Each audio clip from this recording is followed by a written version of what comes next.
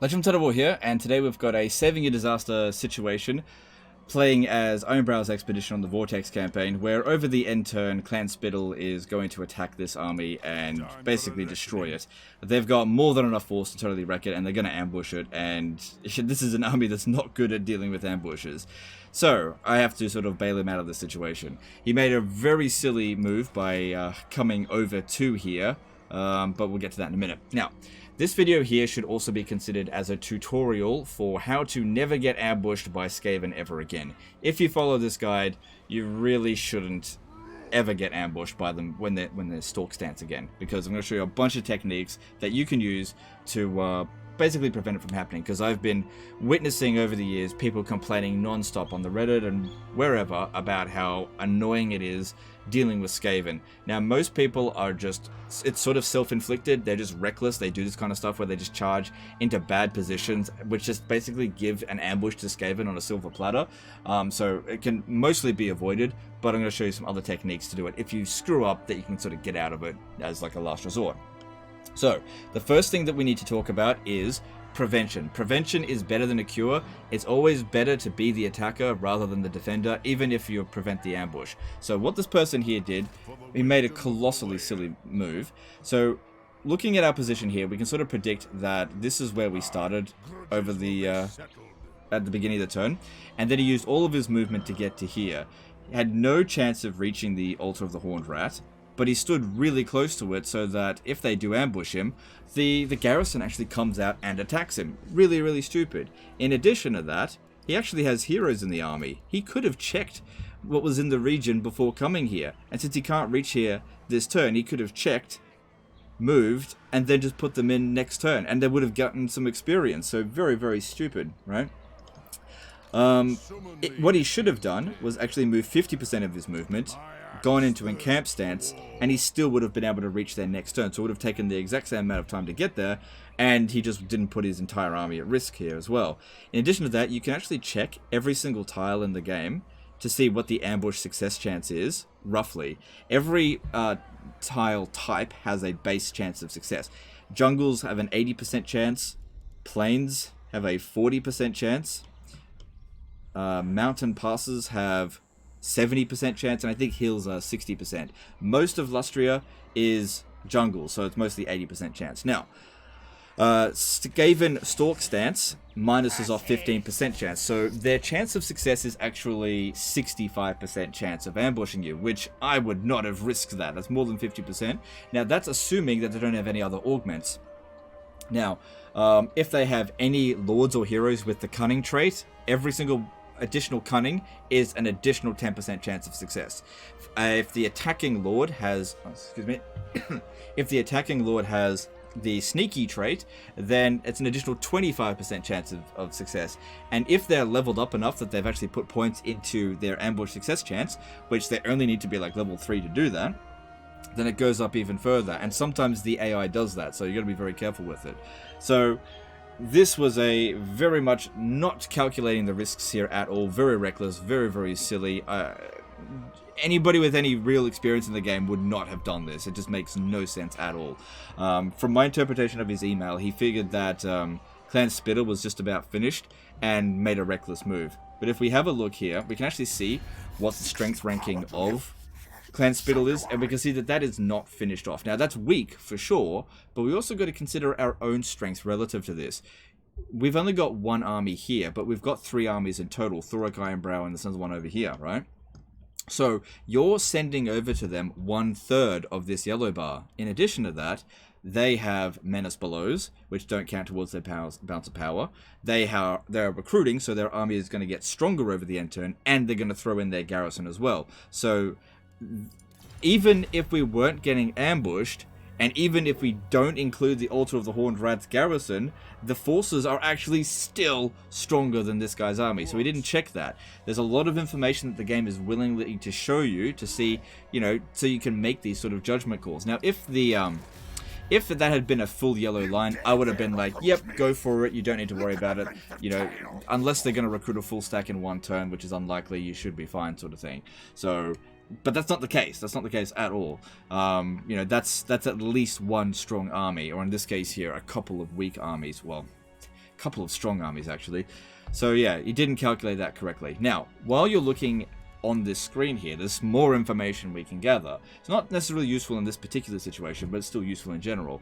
If you select an Skaven settlement, Skaven faction, you can't see exactly which settlements they own, right? We just know that they have 2 regions. But if you click one of these 3 buttons up here, you can actually see exactly which regions they own. So no more guessing about which settlements are ruins and which ones are owned by Skaven. The game actually tells you where they are exactly, but you can't see if there's an army in there. Now, you used to be able to just click on the settlement. Yeah, they got rid of it. You used to be able to click on the settlement, and if you heard like a general be like, say this, Bad plan, Steve. right? Then you knew that there was somebody there because you could actually select them. But they, in the last patch, they just, yeah, they fixed that. Because that's what we used to do. We used to just click on the Skaven settlements, and if we heard something, hey, there's an army there. And you could actually tell if like Throt was in there because you click it and you hear Throt. So that was pretty funny. But they fixed that, right? So this technique here also works for like bigger factions as well. So if we want to check out Clan Wars, we can actually see all of the territory that they own. Super useful, right?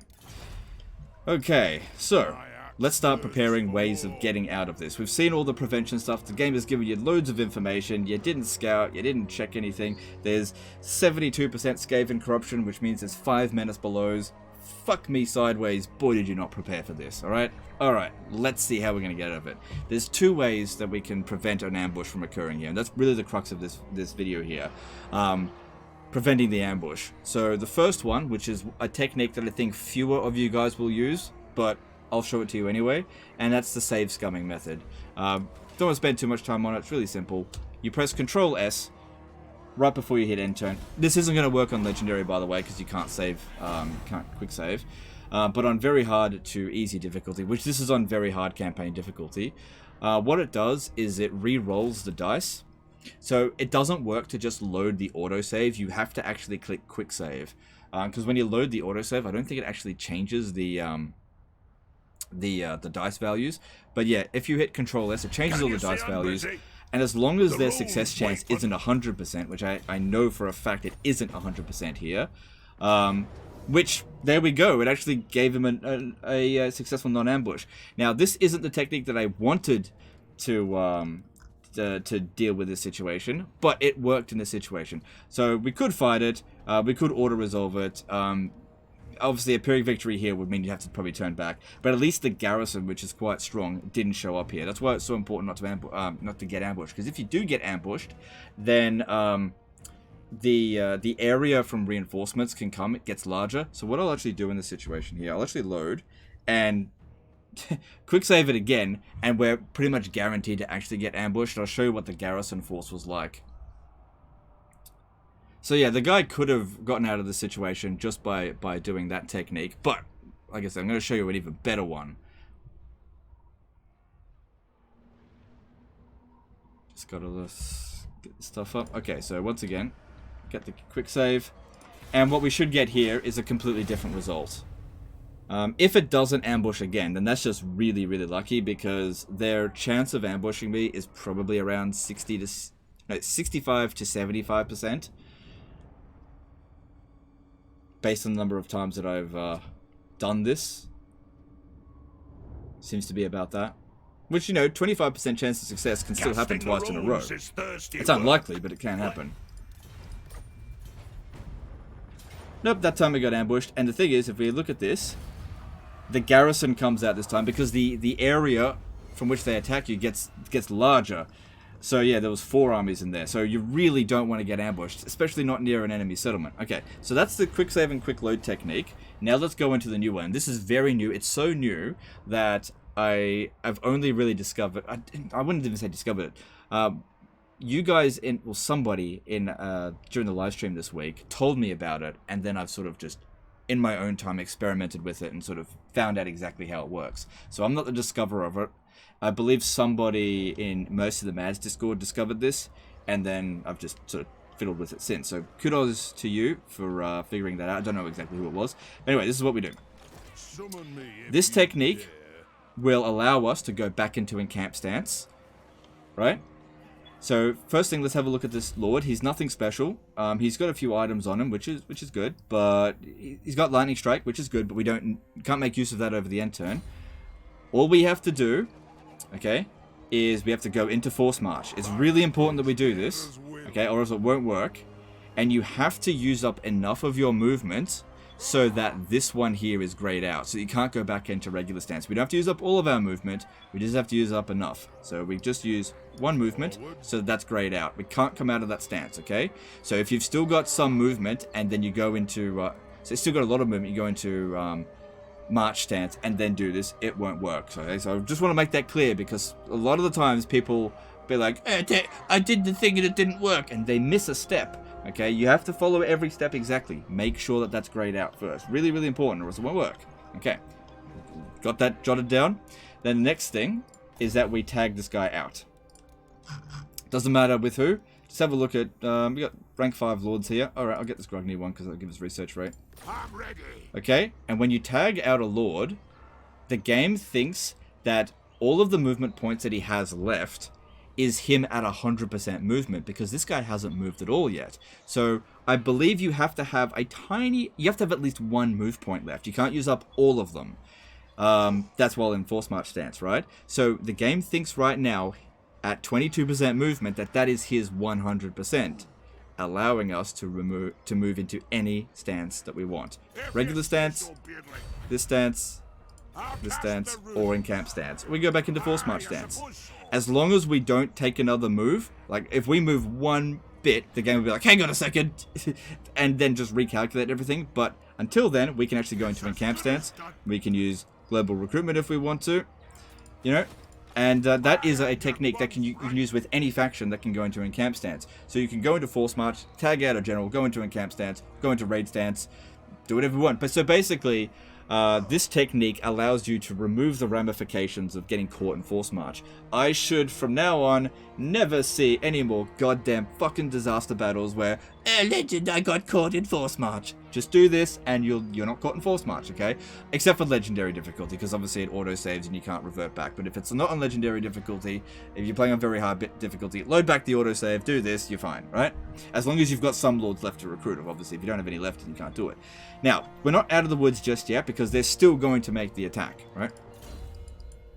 So we're going to put in some points to make his army stronger. I could go Tactician for extra ammunition, but I kind of don't want to fight this battle. So what I want to do is actually give melee attack for Slayers, Giant Slayers and Hammerers. Right? Making these guys here a little bit tougher. Because what I'm also going to do is hire a Regiment of Renown, a Giant Slayer,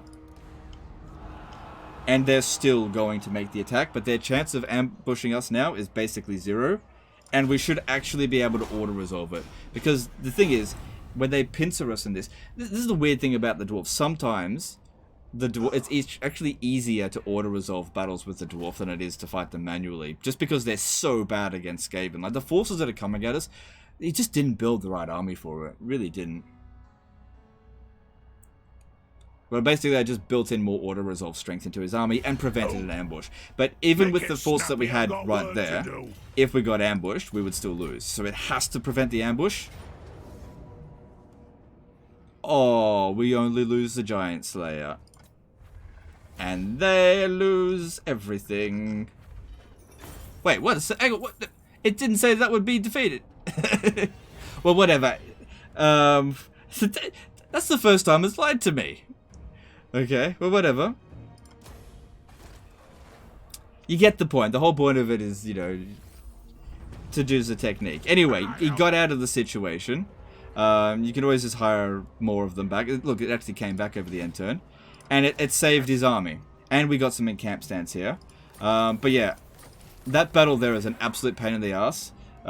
Even if you do win it, your army ends up just totally wrecked. So this video here is really more about the technique itself rather than the actual battle. And now he's free to come in over here and attack the settlement. With all of his artillery intact, it shouldn't be a problem for him to defeat this. And now, having showed this technique, he can now decide with that situation, because I don't even need to send a save file back to him. He can decide whether or not he wants to fight that battle in encamp stance with the Giant Slayer and actually stand some sort of a chance.